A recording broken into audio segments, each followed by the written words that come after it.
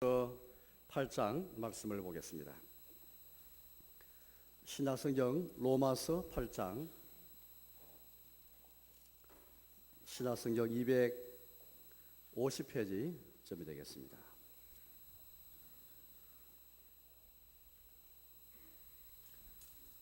로마서 8장 26절에서 39절까지를 제가 봉독하겠습니다.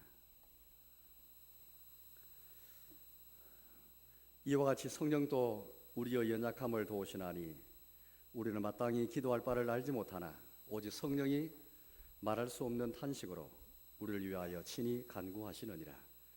마음을 살피시는 이가 성령의 생각을 하시나니 이런 성령이 하나님의 뜻대로 성도를 위하여 간구하심이니라. 우리가 알거니와 하나님을 사랑하는 자 곧 그의 뜻대로 부르심을 입은 자들에게는 모든 것이 합력하여 선을 이루느니라. 하나님이 미리 아신 자들을 또한 그 아들의 형상을 본받게 하기 위하여 미리 정하셨으니 이런 그로 많은 형제 중에서 맏아들이 되게 하려 하심이니라. 또 미리 정하신 그들을 또한 부르시고 부르신 그들을 또한 어렵다 하시고 어렵다 하신 그들을 또한 영화롭게 하시느니라. 그런즉 이 일에 대하여 우리가 무슨 말을 하리요? 만일 하나님이 우리를 위하시면 누가 우리를 대적하리요? 자기 아들을 아끼지 아니하시고 우리 모든 사람을 위하여 내주시니가 어찌 그 아들과 함께 모든 것을 우리에게 주시지 아니하겠느냐? 누가 능히 하나님께서 택하신 자들을 고발하리요? 어렵다 하신 일은 하나님이시니 누가 정죄하리요? 죽으실 뿐 아니라 다시 살아나신 일은 그리스도 예수시니 그런 하나님 우편에 계신 자요 우리를 위하여 간구하시는 자시니라. 누가 우리를 그리스도의 사랑에서 끊으리요? 환난이나 공고나 박해나 기근이나 적신이나 위험이나 칼이랴. 기록된 바 우리가 종일 주를 위하여 죽임을 당하게 되며 토살당할 양같이 여김을 받았나이다 함과 같으니라. 그러나 이 모든 일에 우리를 사랑하신 이로 말미암아 우리가 넉넉히 이기느니라. 내가 확신하노니 사망이나 생명이나 천사들이나 권세자들이나 현재 일이나 장래 일이나 능력이나 높음이나 깊음이나 다른 어떤 피조물이라도 우리를 우리 주 그리스도 예수 안에 있는 하나님의 사랑에서 끊을 수 없으리라. 아멘. 성도는 확신의 사람입니다. 어떤 형편에 있다 할지라도 확신을 가지고서 살아가는 사람이라 할 수 있겠습니다. 하나님의 사랑을 확신하고 또 주님의 인도를 확신하고 그리스도 예수 안에서 정잠이 없고 누가 우리를 대적하리요? 누가 우리를 고발하리요? 누가 우리를 그렇게 넘어뜨리겠는가? 이런 믿음을 가지고 확신을 가지고 살아가는 사람이라 할 수 있겠습니다. 혹은 실패를 하더라도 양심의 평안을 가지는 그런 확신이 있는 그런 사람이 되겠습니다.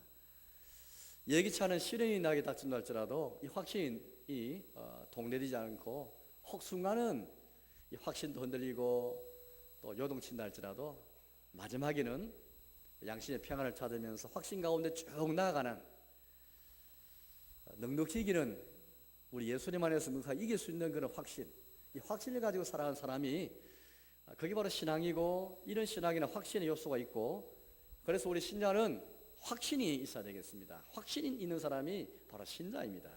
신자로 살아가는 것은 믿음으로 살아가는 것은 확신이 없이 살아가는 것이 아니고 확신을 가지면서 그렇게 살아가는 것입니다. 천국을 확신하고 예수님 안에서 죄의 사함을 확신하고 예수님 안에서 구원과 복과 위로와 우리 예수님 안에 있는 모든 영원한 소망을 확신하면서 그렇게 살아가는 사람이라 수 있겠습니다. 우리 로마서 8장은 사도 바울의 확신에 대한 걸 볼 수 있는 그런 중요한 말씀인데 바울 개인뿐 아닙니다. 우리 모든 신자들 역시 바울처럼 이런 확신을 가지고 살 것을 우리에게 말하고 있습니다. 그런데 문제는 이 확신이 어떤 확신이며 또 이 확신이 어디에서 나오는지 확신의 기반이 무엇인지 확신의 원천과 기원이 무엇인지 그리고 우리가 오늘 말씀을 통해서 저는 여러분께 설교를 하려고 합니다. 그럼 이 성도에 관한 확신은 세상과 유리된 그런 삶에서 나오는 그런 확신이 아닙니다. 그냥 늘 성도 삶이라는 것은 이 땅에는 어느 누구 못지않게 때로는 행복하기도 하지만 때로는 불행할 때도 있고 늘 풍요만 있는 게 아닙니다. 때로는 흉년이 찾아올 때도 있습니다. 즐거울 때 있지만은 때로는 슬플 때가 있습니다. 괴로울 때가 있습니다. 그런 괴로울 때에도 환난의 때에도 혹은 가뭄의 때에도 흉년의 때에도 불행할 때에도 이 확신을 가진 사람, 이게 성도가 가진 확신입니다.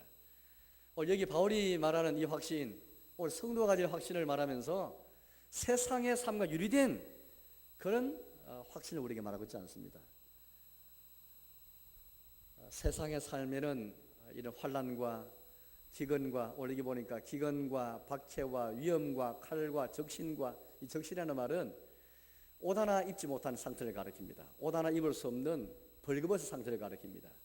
얼마나 삶이 가난해지고 얼마나 어려웠던지 옷 하나 걸칠 수 없는 그런 상태에 이르게 되었습니다. 그런 상태에도 하나님이 나를 사랑하신다는 확신이 있을 수 있겠는가? 집안에 우리 아이들이, 학교도 마찬가지입니다만 아이들이 장성하면서 부모로부터 혹은 집에서 사랑을 많이 받아야만 그 아이가 정상적인 인격과 또 그런 감정과 정서를 가지고 살아갈 수 있을 것입니다. 뭔가 어릴 때 이 사랑이 부족하면은 우리가 장성에서도 어른이 되어서도 정서적으로 뭔가 좀 결핍되고 좀 모자란다는 그런 이야기를 우리가 많이 듣습니다.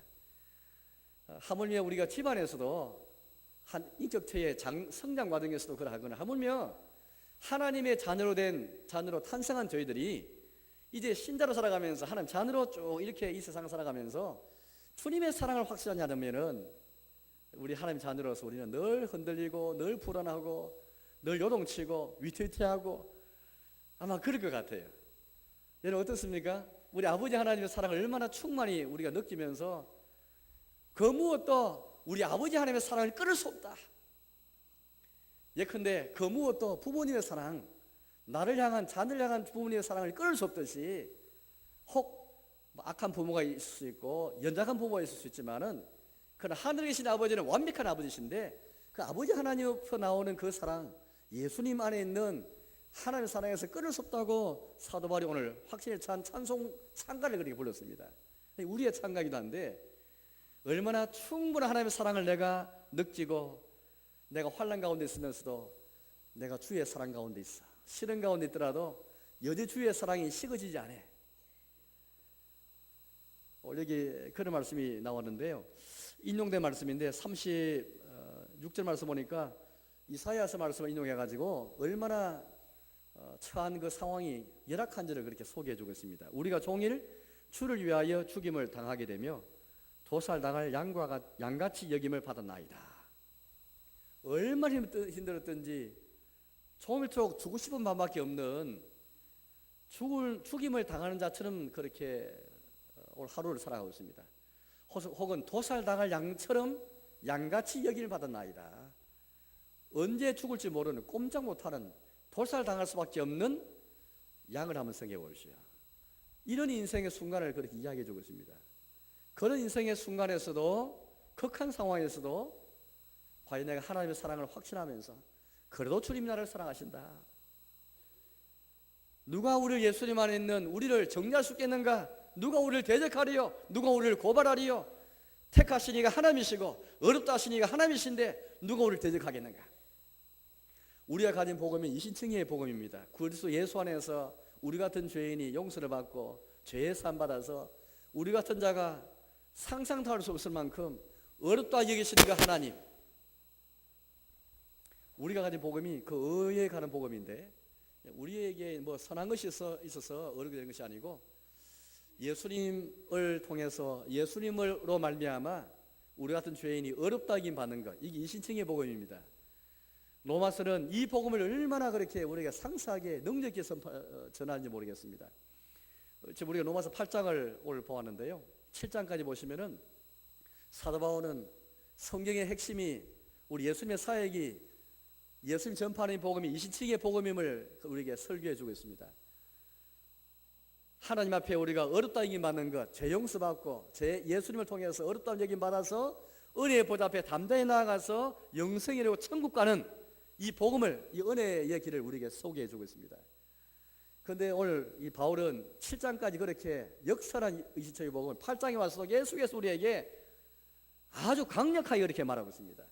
이신층의 복음은 우리의 삶과 유리된 그 복음이 아니고 어떤 환난과 기근과 박해나 위험과 칼이 온다 할지라도 이 복음의 능력 역사는 신자의 삶에 대해서 말하고 있습니다. 그래서 예수 안에 있는 자들은 결코 정죄함이 없나니. 누가 우리를 정죄하리요? 하나님 우리를 택하셨고 하나님 우리를 의롭다하시는데 누가 우리를 송사하리요, 고소하리요, 대적하리요? 그렇게 말씀합니다. 우리 안에 있는 어떤 것 때문이 아니고 바로 예수님 때문이죠. 오늘 사도 바울이 이런 확신을 우리에게 이제 전가하고 있는데, 도대체 이 확신의 기반이 무엇일까요? 어디서 이런 확신이 나오게 되는 것일까요? 한마디 말로 하나님께서 우리를 위하시면이라고 그렇게 우리 말씀하고 있습니다. 31절을 제가 읽어보겠습니다. 31절입니다. 그런즉 이 일에 대하여 우리가 무슨 말하리요? 만일 하나님이 우리를 위하시면 누가 우리를 대적하리요? 하나님께서 우리를 위하시는데 누가 우리를 대적하겠는가? 바로 여기에서 하나님께서 우리를 위하신다는 믿음 위에서 출발해서 확신이 나왔습니다. 우리를 위하시는 하나님, 그 하나님에게서 우리의 구원의 확신, 정죄함이 없다는 확신이 여기서 나오는 것입니다. 우리가 어떤 선을 행해가지고 정권을 행해서 이 확신이 있는 게 아닙니다. 바로 하나님에게서 이 확신이 나오는 것이죠. 우리를 위하시는 하나님. 우리를 위하신 하나님, 얼마나 여러분들 그렇게 우리 예수님 안에서 하나님 우리를 위하시는 것, 우리를 위하신 하나님 얼마나 여러분들 그렇게 확신하고 있습니까? 바로 이 믿음, 여기서 바로 인생에서 여동치 않는 확신이 나오는 겁니다. 기도하더라도 확신 있는 기도, 찬송하더라도 확신 있는 찬송, 예배 드리더라도 확신을 가지고 나아가는 예배, 인생을 살더라도 확신을 가지고 인생을 사는 것, 확신이 빠진 것은 믿음이 없는 것을 가리킵니다. 그 확신이 어디서 나오는 것일까요? 하나님이 우리를 위하시면 누가 우리를 대적하리요? 누가 우리를 송사하리요? 누가 우리를 고발하리요? 누가 우리를 정죄하리요? 그렇게 말합니다. 하나님께서 우리를 위해서 뭘 했습니까? 또 하나님께서 우리를 위하신다고 하시는데 그게 우리의 확신의 기반이라면 우리를 위하시는 하나님이 우리를 위해서 뭘 했습니까? 오늘 32절 말씀 보니까 이렇게 우리에게 말씀합니다. 32절입니다. 자기 아들을 아끼지 아니하시고 우리 모든 사람을 위하여 내주시니가 어찌 그 아들과 함께 모든 것을 우리에게 주시지 아니하겠느냐. 하나님이 우리를 위하시셨을 때의 핵심은 자기 아들을 아끼지 아니하시고 우리에게 내주실 정도로 우리를 위하신 그 하나님이십니다. 이 세상에 누가 우리를 위하는 이웃이나 친구가 되십시다. 자기 자식을 아끼지 않으려고 내줄 만큼 우리를 위할 친구, 그런 이웃이 있을 수 있겠습니까? 가족도 그렇게 못하죠. 자식 정도가 아니고 자그마한 일 가지고 얼마나 우리는 분쟁이 많고 다툼이 많습니까? 하나님께서 우리를 위하시는 것은 공한 것이 아니고 자기 아들을 아끼지 아니하시고 우리를 위해서 내주신, 그렇게 해서 우리를 위하시는 그 하나님이십니다. 여기에서 누가 우리를 대적하리요? 누가 우리를 송사하리요? 이 확신이 나오게 되는 것입니다. 우리는 넉넉히 주 예수를 말미암아 넉넉히 이기느니라 승리 확신을 그렇게 가질 수 있죠. 우리의 경험에서 나오는 확신이 아닙니다. 아들까지 아끼지 하시던 하나님께서 어찌 그 아들과 함께 모든 것을 우리에게 주시지 않겠느냐. 아들만 주실 뿐 아니라 아들과 함께 모든 것을 주시겠다 하신 그 약속, 그 약속의 하나님이 우리의 모든 확신의 기반이요 기원이요 출처입니다. 그리고 그 약속대로 오신 우리 하나님의 사랑에서 나오는 그 아들, 우리 하나님 아버지 아끼지 않아 내주셨던 그 아들이 우리에게 오셔서 뭘 했습니까? 하나님께서 우리를 위해서 아들 주셨는데 그 아들이 우리 위해서 뭘 했습니까? 이어서 우리가 그렇게 말하고 있습니다. 34절인데요. 오늘 설교의 요절이 되는 말씀인데 34절을 제가 읽어보겠습니다. 누가 정죄하리요? 죽으실 뿐 아니라 다시 살아나신 이는 그리스도 예수시니 그런 하나님 우편에 계신 자요 우리를 위하여 간구하시는 자시니라. 여기 보니까 네 가지 우리 예수님께서 이 지상에서 낮아지시면서 행하신 사역이 있고 높아지시면서 행한 사역을 우리에게 소개해 주고 있습니다. 예수님은 지상에서 낮아지시는 그런 모습 속에서 저 탄생도 고난도 죽음도 장사되시고 음부에 내려가신 것은 예수님이 철저히 낮아진 그 생애, 그 상태를 가리키고 있습니다. 본래 하나님과 본체시지만 영광의 보좌를 버리시고 우리 구원을 위해서, 우리 구속자로서 우리의 그리스도로서 오셔서 구원을 위해 행하실 때에 낮은 지위에서 행해 주셨습니다. 뿐만 아니라 우리 예수님은 높아지시는 가운데 우리 위해 구속자로서 우리의 구원을 위해 하셨죠. 부활을 통해서, 성천을 통해서, 성천은 하늘에 올라가는 것을 가리킵니다. 우리 예수님은 부활하실 뿐 아니라 하늘에 올라가셨지요. 하늘에 올라가신 것은 하나님 보좌에 앉으시기 위함입니다. 하나님 보좌에 앉으시고 또 나아가서 거기서 우리를 위해서 간구하신다. 그렇게 오늘 3.24들에서 예수님에 대해서 우리에게 소개해 주고 있습니다. 이 3.24의 말씀은 우리 예수님이 행하신 네 가지 구원의 사실을 역력하게 분명하게 증거하고 있습니다. 이런 생각할 때 우리 구주 예수님이 우리의 구원을 위해 행하신 사실이 뭐라 생각하세요? 되게 많은 분들이 예수님의 탄생을 생각합니다. 예수 죽음을 생각합니다. 부활과 생각합니다. 근데 그 다음에 이어지지 않습니다. 오늘 성경은 우리에게 예수님이 우리의 구원자로서 우리의 구원을 위해 행하신 사실을 말할 때에 그 이상인 것을 우리에게 소개해 주고 있습니다. 죽으실 뿐 아니라 다시 살아내시는 그리스도 예수시니 그는 하나님 우편에 계신 자요 우리를 위하여 간구하신 자시니라. 과거이란 두 가지 사실을 말하고 있고 현재에도 지금 진행 중인 구원의 사실을 말하고 있습니다. 지금도 진행 중인 사실을 포함하고 있습니다. 과거이란 두 가지 사실은 예수님 죽음과 부활입니다. 죽으실 뿐 아니라 우리의 죄를 위해서 우리 대신을 대속해서 우리 대신해서 우리의 자리에서 정죄를 받으시는 우리의 범법함 때문에 우리 예수님이 내어줌이 대신 죽으심을 말하고 있고 두 번째 우리를 어렵다 하기 위해 살아신 예수님의 부활을 말하고 있습니다. 예수 죽음과 부활은 우리 구주 예수님이 우리의 구원을 위해 행하신 과거이라는 사실을 그렇게 가르치고 있습니다. 나아가 현재도 진행 중인 우리의 구원을 위해 행하시는 구원의 사실을 증거하고 있습니다. 우리 예수님이 하늘에 올라가셔서 하나님 우편에 계신 것 이렇게 우리에게 말하고 있습니다. 그는 하나님 우편에 계신 자여 우리를 위하여 간구하시는 자시니라. 현재 진행 중인 사실 첫째는 하나님 우편에 계시면서 우리의 주가 되셔서 왕이 되셔서 하나님 보좌에 앉으신 상태에서 우리의 주가 되시고 왕이 되셔서 교회를 다스리시고 교회로 자기가 부르실 만한 자를 부르시고 교회를 보존하시고 지키시고 인도하시는 것 이런 하나님의 우리 예수님의 이런 통치를 말하고 있습니다. 나아가서 우리 예수님이 하나님 우편에 계시면서 아버지 하나님께 우리를 위해서 친히 간구하시는 간구의 일을 우리에게 소개해 주고 있습니다. 여러분 우리 예수님이 우리를 위해 죽으셨고 부활하였습니다.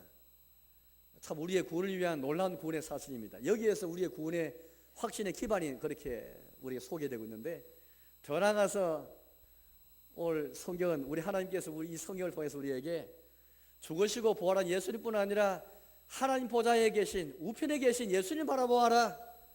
우리를 위해서 간구하신 예수님을 바라보십시오. 이렇게 우리에게 지금 권고해 주고 있습니다. 여전히 우리 예수님은 우리의 구원자로서 하나님과 사람 사이에 유일하고 참된 중보자시요 우리의 구속자로서 우리의 대제사장으로서 우리를 대신하고 하나님이 대신한 대제사장으로서 우리를 위해서 친히 간구하시는 간구의 사역에 대해서 우리에게 소개해 주고 있습니다. 지난 목요일은 우리 예수님이 성천하신 것을 기념하는 성천일이었습니다. 우리 한국 교회는 잘 알리지 못했는데 대개 이제 서양에 있는 기독국가는 이 성천을 기념해서 하루 공휴일로 그렇게 이제 여기서 이제 놀기도 하는 그런 날인데 우리의 구원에서 정말 예수님의 성천이 중요한 사실에 불구하고 우리가 때로는 간구할 때가 참 많습니다. 우리가 가진 요림답 보면은 우리 예수님이 성취하신 것 때문에 주는 유익이 무엇인가 하면서 세 가지를 그렇게 말하고 있습니다. 하나는 예수님이 하늘로 올라가시기 때문에 바로 거기 하나님 우편에서 우리의 대언자로서 우리를 변호하십니다라는 그런 고백이 나옵니다. 우리의 대언자로서 우리의 변호자가 되셔서 우리의 보혜사가 되어서 아버지 하나님께를 향해서 마귀가 우리를 고발하고 마귀가 우리를 정죄하고 여기 보니까 누가 우리를 정죄하리요 누가 우리를 고발하리요 누가 우리를 또 대적하리요 말이 나오는데 여기서 마귀와 우리 양심을 가리키는 그런 말입니다. 양심이 우리를 고발하기도 하고 정죄하기도 합니다. 마귀가 우리를 하나님께 대해서 하나님 아버지께 대해서 우리를 그렇게 고발하고 참소하고 정죄하고 우리를 대적할 수가 있습니다. 우리의 지은 죄 때문에 우리가 당하는 시련 때문에 우리가 겪는 실패 때문에 마귀가 참소하지요. 양심이 고소합니다. 고발합니다. 너 같은 자가 과연 성도냐? 너 같은 자가 과연 어려운 자를 할 수 있겠느냐? 양심이 고소하고 고발하며 정죄하면서 너는 지옥 가기 합당한 자야. 넌 하나님의 진노와 저주를 받아야 마땅한 자야. 넌 멸망을 하고 가야 마땅한 자야. 그렇게 사탄이 우리를 고발하고 정죄하는 것입니다. 오늘 여기 사도바울이 열거하는 여러 가지 고난의 모습들, 사도바울이 눈에 보이는 것은 고난이죠. 고난과 고통과 탄식과 환난과 기근과 위험과 칼 같은 그런 상황에서 우리는 우리 영혼이 움츠러듭니다. 위축되는 것이죠. 자책감이 들면서 우리의 죄의식 때문에 우리는 도무지 설 수가 없습니다. 내가 과연 구원받은 자인가, 구원에 합당한 자인가 생각이 들 수밖에 없습니다. 나의 실패 때문에 얼마나 우리가 흔들리지 모릅니다. 성도가 잘 돼야 할 텐데 실패했을 때 얼마나 요동치는지 모릅니다. 그때에 사탄의 양심이 우리를 고소하는 것이죠. 고발하는 것입니다. 그때에 거기에 대해서 우리 예수님 우리의 대언자로서, 우리 변호사로서 그렇게 대언하신다 그렇게 말씀합니다. 예수님이 하늘에 올라가셔서 하나님 보좌에 계신 유익이 바로 첫째는 이런 유익을 우리에게 말하고 있습니다. 두 번째 유익은 예수님께서 우리의 머리로서 하늘에 계시고 지상에 있는 우리는 머리 대신 예수님께 붙어있는 몸입니다. 머리와 몸은 하나가 되어야 합니다. 연합할 것을 우리가 말하고 있는데 언젠가는 때가 되면 몸과 머리 하나가 될 것입니다. 한 몸을 형성하게 될 것입니다. 예수님이 하늘에 계신다는 말은 장차 우리도 언제가 때가 되면 하늘에 올라갈 것을 우리에게 보증해 주고 있는 것이죠. 세 번째는 우리 예수님은 이제 하늘에 올라가셨지만은 자기 대신에 또 다른 보혜사이신 또 다른 대언자이신 성령님을 우리 가운데 우리의 보증으로서 성령님을 보내주셨습니다. 이 세 가지가 예수님이 하늘에 올라가심으로써 하늘 우편에 계시는 가운데 주신 영적인 큰 유익들입니다. 이걸 우리가 고백해야 되는 것이고 이거 유익을 생각하면서 하나님을 찬양하고 경배해야 되는 것이죠. 이 로마서 8장 34절 말씀 나온 우리 위해서 간구하신 데서 때의 간구란 말은 독특한 그런 단어입니다. 그냥 기도만 가르치지 않습니다. 기도 이상입니다. 기도도 포함되어 있지만은 그냥 왜 성경 우리에게 우리 위해서 기도하신 자신이라 말하고 있지 않고 간구라는 용어를 쓰는 것일까요? 여기는 아주 중요한 그런 포인트가 들어 있습니다. 우리 간구한다는 말은 그 당시 이 성경에 기록되는 그 당시에 그리스 문헌에 쓰인 용례를 보니까 이렇게 용례가 쓰였습니다. 멤피스라는 지역에 이집트를 가리킵니다. 이집트의 멤피스라는 지역에 세라피스 신을 섬기는 신전이 있습니다. 그 봉사자 가운데 쌍둥이 자매가 있는데 이 쌍둥이 자매는 부당한 대우를 받았습니다. 또 약속한 금륜을 받지 못하였습니다. 그래서 억울하게 생각하고 있는데 하루는 그 지역의 군주가 마저 성전을 방문을 하였습니다. 이 기회를 놓칠세라 이 쌍둥이 자매가 군주 앞에 나아가서 자기의 상황을 호소하였습니다. 자기가 받을 이 권리, 자기가 마땅히 소유해야 할 권리에 기반해서 청원하였습니다.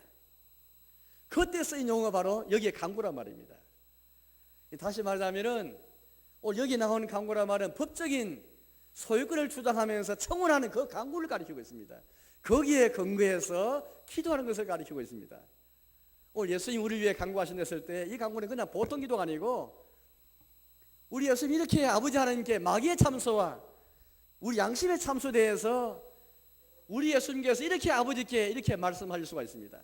아버지여, 내가 피 흘려 죽기까지 내가 이들을 소유하였고 나의 보화를 통해서 나의 자녀를 삼은 나의 것이고 나의 소유입니다. 나의 자녀입니다. 우리 예수님께서 자기의 소유권에 근거해서 나의 것이기에 나의 죽음을 통해서 내가 샀고 나의 보화를 통해서 하나님의 백성을 삼은 나의 소유를 삼은 자들인데 거기에서 마귀의 참소를 방어해 주시고 병원해 주시고 대언해 주시는 것입니다. 요한일서 2장 1절 말씀 보니까 우리에게 대언자가 있으니 곧 어려우시니 그리스도 예수라 그렇게 우리가 말씀하였습니다. 우리의 대언자 그리스도 예수, 어려우신 자 그리스도 예수께서 아버지 하나님 앞에 서서 우리 위해서 간구하실 때에 우리 편에 서가지고 우리 편에 서서 우리 예수님이 나의 것입니다, 나의 소유입니다 하면서 모든 대적의 참소와 고발과 정죄를 막아주시는 것입니다.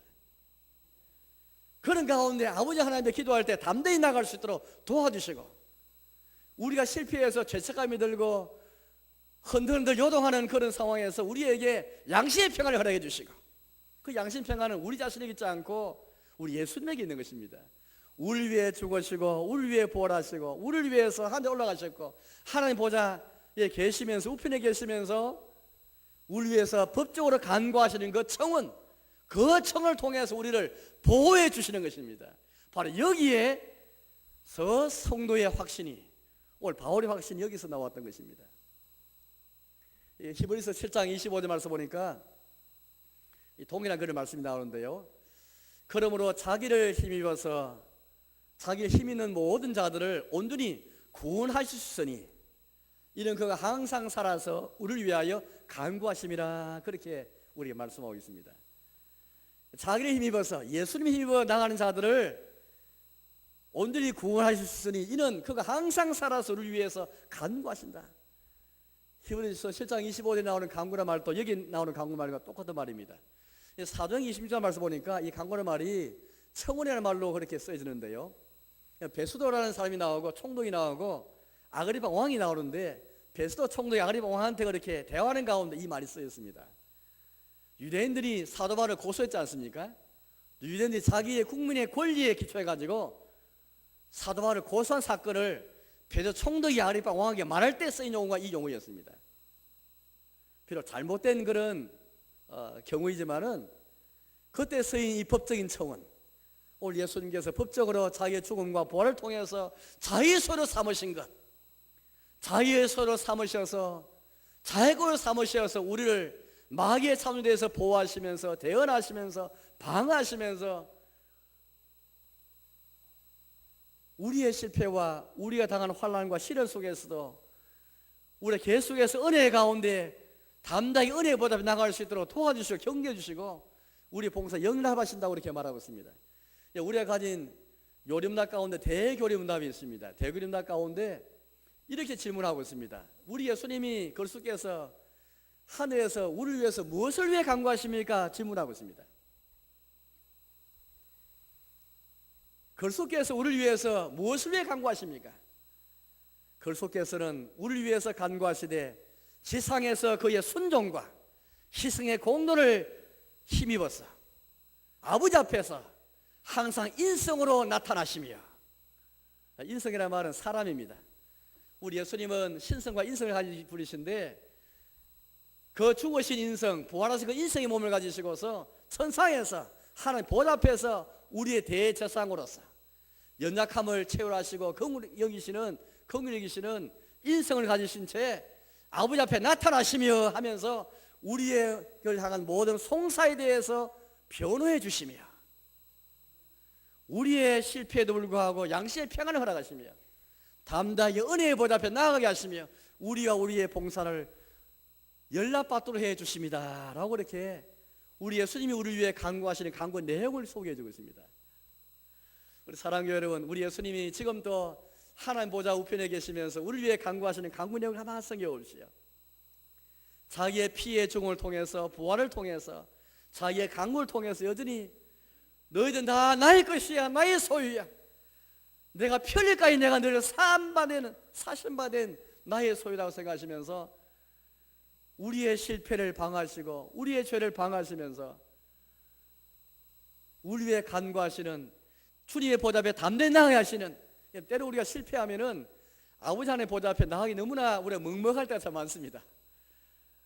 우리 환난을 나갈 때 하나님 보좌 앞에 담대히 나가기가 참 어렵습니다. 그냥 자빠져 버립니다. 넘어져 버립니다. 그때 우리를 위해서 간구하시는 우리 예수님께서 자기의 법적 소유권에 기초해서 우리 아버지 하나님께 청원하는 가운데 우리를 도와주시는 것입니다. 서대원 집사가 긴 그렇게 설교를 유대인들 앞에서 했지 않습니까? 설교 다 마친 다음 유대인들이 이를 갈았습니다.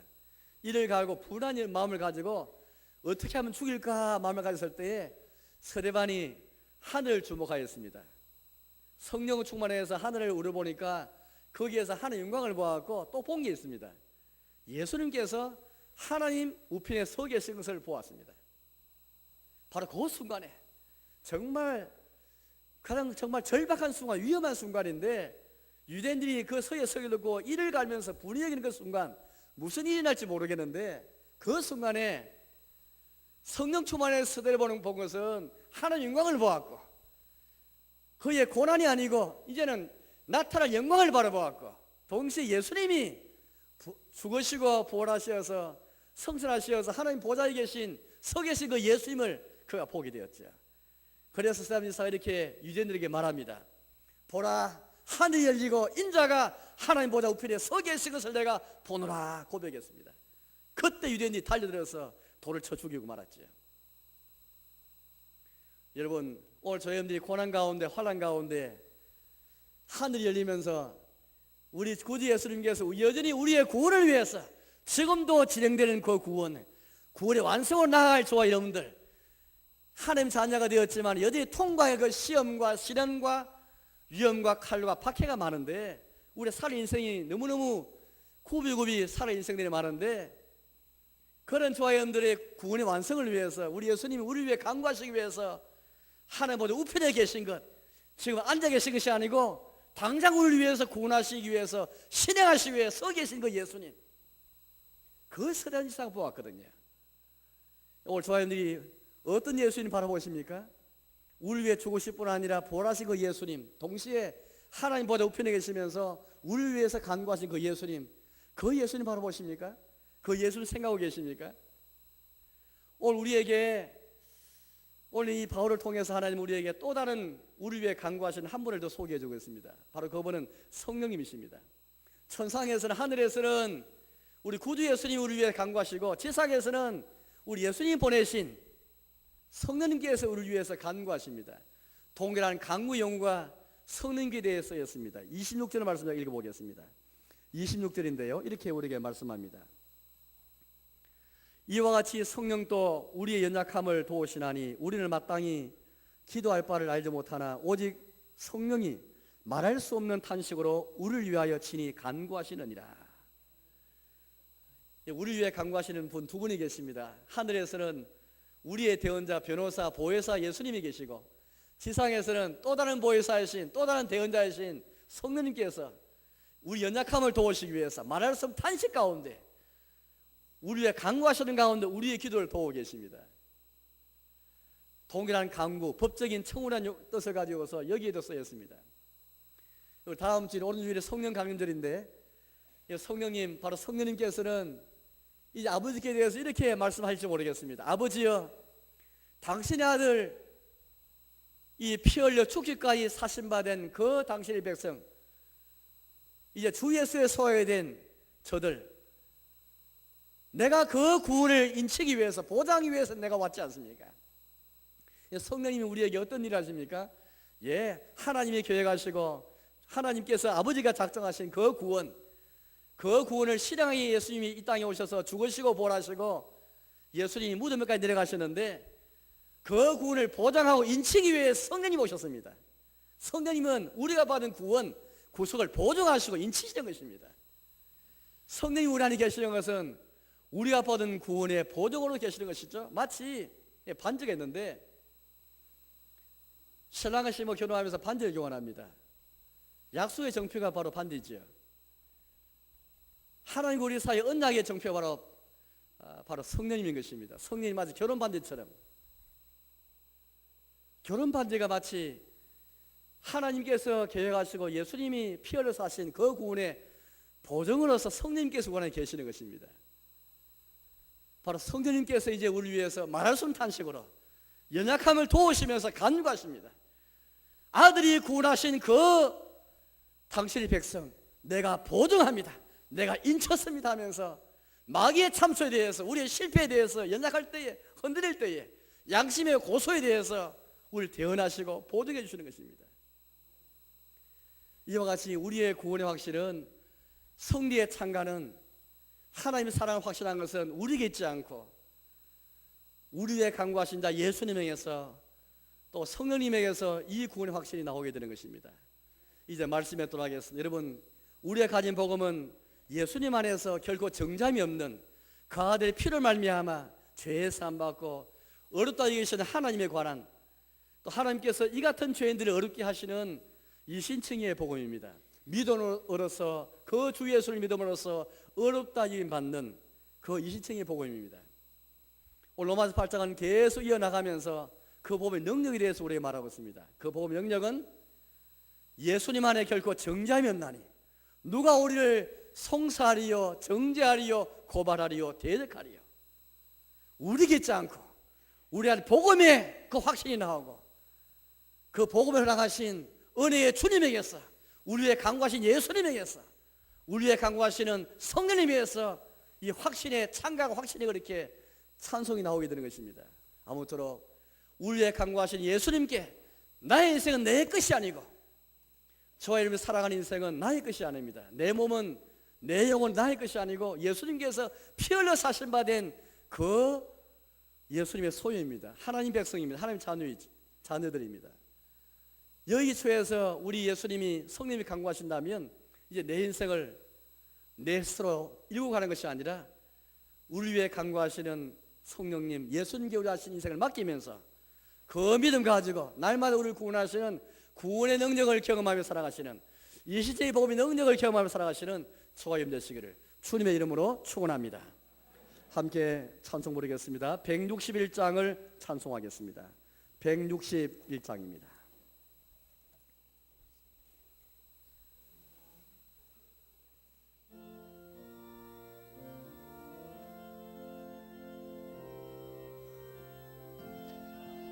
할렐루야 우리 예수 부활 승천하셨네.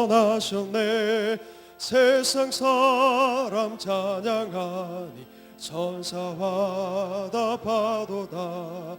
구주 예수 부활하사 사망 권세 이겼네. 구주 예수 부활하사 사망 권세 이겼네. 할렐루야 우리 예수 왕의 왕이 되시고 우리들의 중보 되신 성령 증거하시네. 구주 예수 부활하사 처음 열매 되셨네. 구주 예수